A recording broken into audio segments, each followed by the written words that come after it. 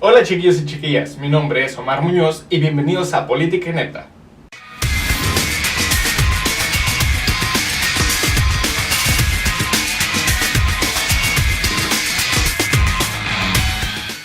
El día de hoy les estaremos hablando sobre uno de los presidentes más polémicos que mencionaremos en este canal. Les hablamos nada más y nada menos que Salinas de Gortari. Su sexenio abarca de 1988 a 1994. Las elecciones del 6 de julio de 1988 fue una de las más polémicas de este país, ya que según informes a las 8 de la noche se cayó el sistema y él ganó con el 50.4% de los votos de los mexicanos y su contrincante Cuauhtémoc Cárdenas perdió con el 30% de los votos. Después del inicio de su mandato, 3 años después, mandó a quemar las boletas para que no hubiera investigaciones en su contra de corrupción. El gobierno de Salinas fue un claro parteaguas para terminar con la idea revolucionaria que cargaban desde hace ya 30 años los priistas, y él se considera como el padre del neoliberalismo que introdujo aquí en México. A continuación les diré 5 puntos que marcaron el sexenio de Carlos Salinas de Gortari. Número 1. El asesinato del cardenal Jesús Posadas. El cardenal Jesús Posadas fue asesinado en Guadalajara, con una pequeña confusión con el Chapo Guzmán. Este hecho marcó que el presidente Salinas de Gortari realizara una reforma eclesiástica, regresando el derecho a votar a los líderes religiosos y reconciliándose con el Vaticano.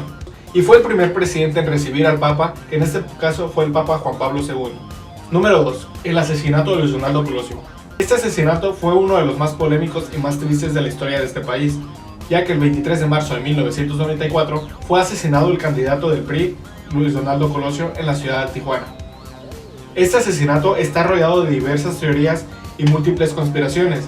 Una de las más sonadas es que el mismo presidente Carlos Salinas de Gortari lo mandó matar, ya que durante su precampaña decía muchísimo la frase: "Veo un país lleno de hambre y sed de justicia". Número 3. El levantamiento del Ejército Zapatista de Liberación Nacional.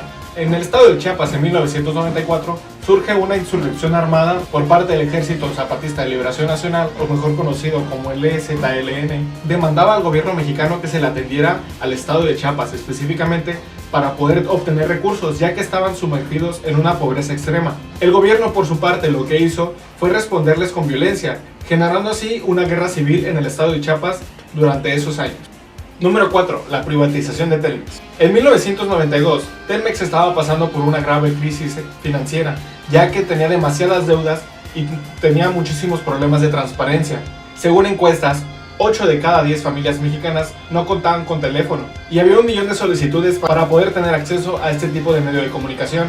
La única medida que pudo ver Carlos Salinas de Gortari viable fue poner a subasta Telmex, lanzándola a una convocatoria pública. Quien resultó ganador de esta subasta fue el empresario Carlos Slim, convirtiendo así Telmex en una de las mayores redes de comunicación en México. Número 5. El error de 1994. Para finales de su sexenio, en 1994, Carlos Salinas estaba sumergido en una gran deuda externa y en una gran deuda interna. Tanto así que muchos inversionistas se asustaron demasiado y retiraron todo su dinero de la Banca Nacional Mexicana, dejando en cero la reserva del Banco de México.